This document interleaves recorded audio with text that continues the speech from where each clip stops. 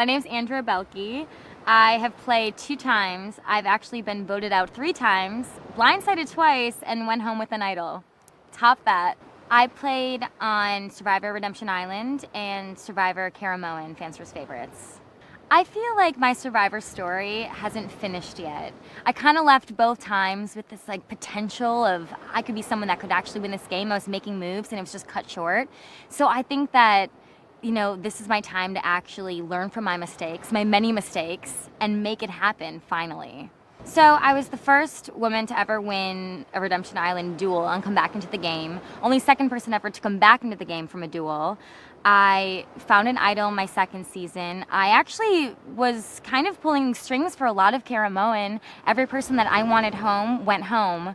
There was a couple times where it was a decision that I had to convince the rest of my alliance to go with somebody instead of who they wanted, and I was right because I would have went home otherwise. So I've definitely found myself out of some tricky situations. In Caramoan, there were so many votes against me. I think maybe the most number of votes were against me. I almost went home so many times, and I personally saved myself that many times. Everybody looks at game changers differently. I mean, you have someone like Caleb, who you might be like, why is he a game changer? Because he actually passed out because he was trying so hard in a reward challenge? So he's a game changer. And I think a lot of these people, they're game changers in ways you wouldn't expect. And it's an honor to be called a game changer. I mean, if you're a fan of the show, if you're changing the game, then you're succeeding. So I think it's really, really cool. There's a lot of pressure coming in as a game changer because now you have to up the stakes even more. You have to change the game even further. So I'm stoked because I feel that I have a lot of room for improvement. I have not used an idol successfully, so I'll start with that. I also really there's no time for sleep this time. This is probably going to be the last time I play. I really have to go all out, and I have to also, my social game has to be top notch.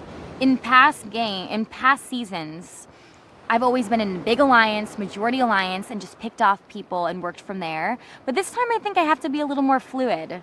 I have to get to know every single person and not be afraid to change the game at any second. I just feel like my games have been cut short and I haven't really reached my full potential.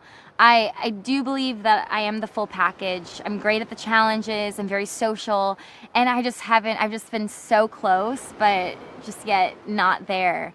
And so it always just kind of my story felt a little unfinished. So I think this is the time to really actually be satisfied with how I end my time on Survivor.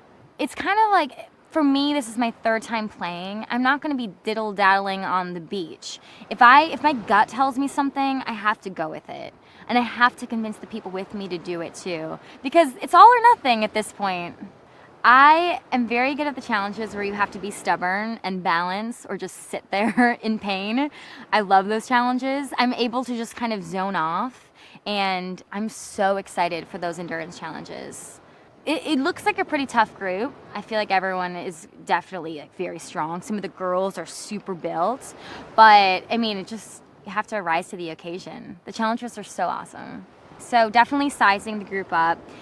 The crazy part is there's no one that I'm opposed to at this point.